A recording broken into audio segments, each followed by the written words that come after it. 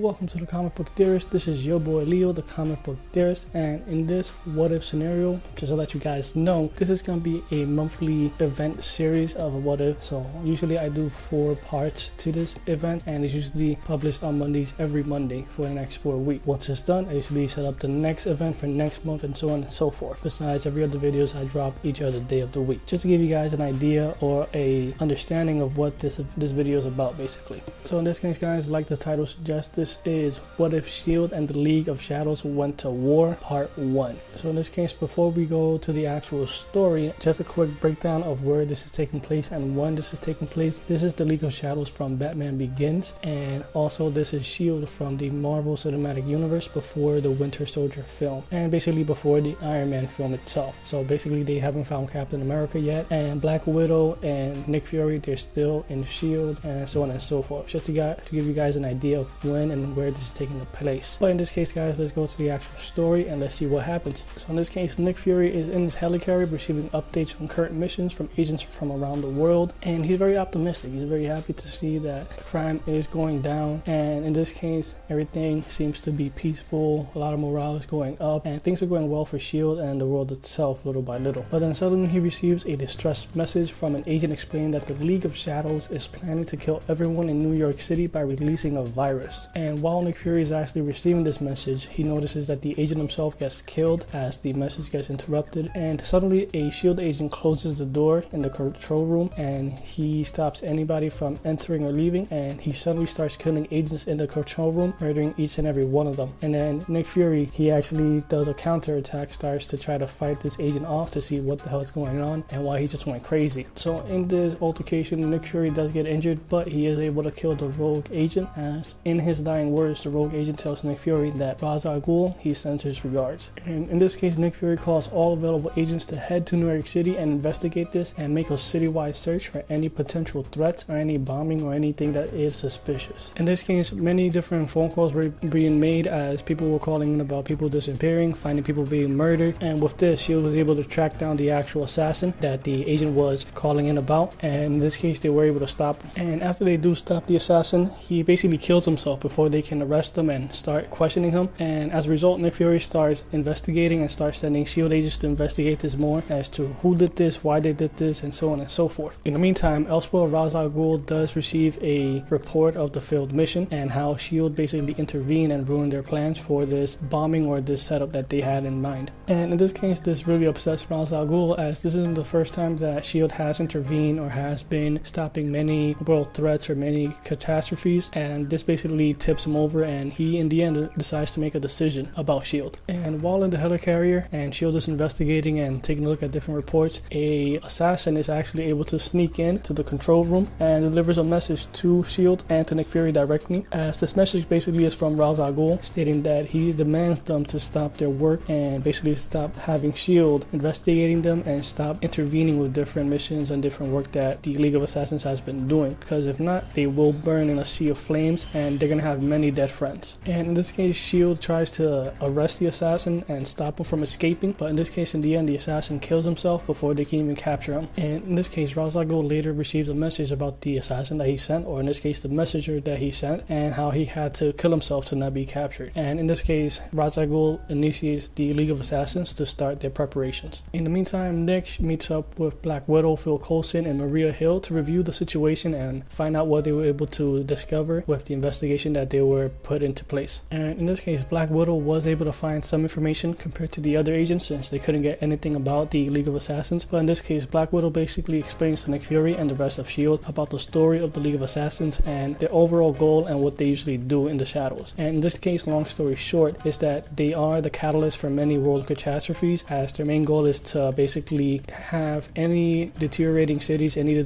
deteriorating civilizations be destroyed to start over again. And also besides that, they usually fight in the shadows, and they're feared by many different organizations and other ninja groups or other covert operations or operatives around the world, since they're notoriously known for all the things they're able to accomplish over the years. And in this case, nearby in a headquarters, the League of Assassins infiltrate a headquarters and they launch missiles towards the helicarrier, and Nick Fury does see this and he is alerted. He tries to set up countermeasures, but automatically EMPs are detonated around the helicarrier, taking out all of their power sources, and they're unable to defend themselves from this incoming missile. In this case, the helicarrier is taken down as it goes crashing into the ground. Nick Fury and his SHIELD agents are able to escape and go underground. And in this case, as they go underground, they meet up with more backup SHIELD agents. And when they meet up with them, it turns out that there are more League of Assassins undercover as SHIELD agents. And in this case, a battle ensues. Luckily, with the help of Black Widow, she is able to take out these assassins. As the rest of the group, they meet to the safe house that they have planted or have ready in case of any emergencies. And when they reach this safe house, they realize that this safe house has been infiltrated. And when they go in, all they see is a pool of blood as there's SHIELD agents being hanging from the ceiling. And also there's pictures hanging from the ceilings of political leaders that were assassinated by the League of Assassins who supported SHIELD. And in the middle of all this murder and all this chaos, there's a message from Ra's al Ghul stating Al Jahim,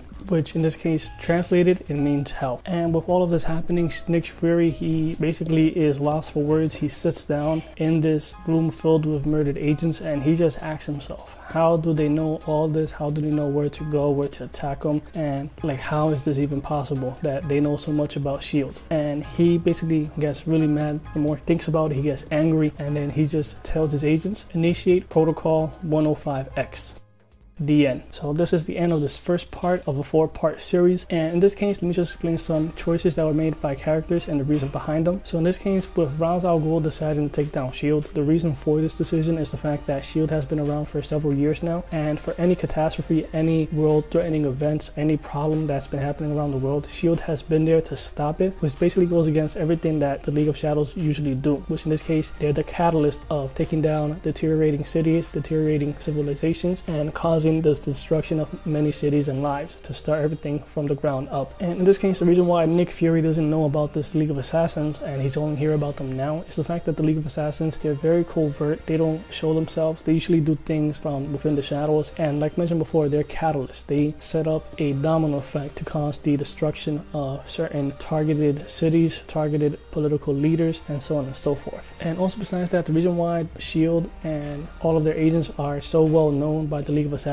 and they know all of their plans and maneuvers is the fact that basically they have a lot of assassins who are undercover in SHIELD, and they know all of the details since they are within SHIELD and working from the inside. And again, this goes back to more or less the strategy that the League of Shadows go with, and the fact that they would rather be close to their enemies or close to their targets to better understand them and how to take them out. And in this case, the reason why a SHIELD agent was able to send Nick Fury the message or the alert about the bombing is the fact that SHIELD has many undercover agents around the world that they try to look into any suspicious activities, any potential threats. And one of these potential threats was basically the bombing in New York, where the SHIELD agent found out, but he got murdered mid-message or mid-video call to Nick Fury. So in this case, for this first part of the 4-part series, Nick Fury is basically really enraged, angry at the fact that he's been outmaneuvered and he was caught completely off guard, which is something really rare for somebody who knows almost everything about everyone and knows every little secret there is to know. And also, he may have known the fact that Bucky was the one that killed Tony Stark's father, or the fact that Hydra had to do something with Tony Stark's father's death. Who knows? That's just me speculating, but that's besides the point. And the protocol number that I mentioned before, the 105X, that's basically something I made up, but basically it means to mobilize all SHIELD agents for war. But in this case, guys, this is only a hypothetical situation, and this can be one outcome of many. And if you guys have any suggestions, any thoughts about this, let me know in the comments down below. Also, if you have any suggestions for future what if videos, let me know in the comments down below. Also, you can give this video a like, subscribe, and share, as I do plan to bring out more videos in the future. And besides that, this is your comic book theorist, and I'll see you guys next time. Deuces.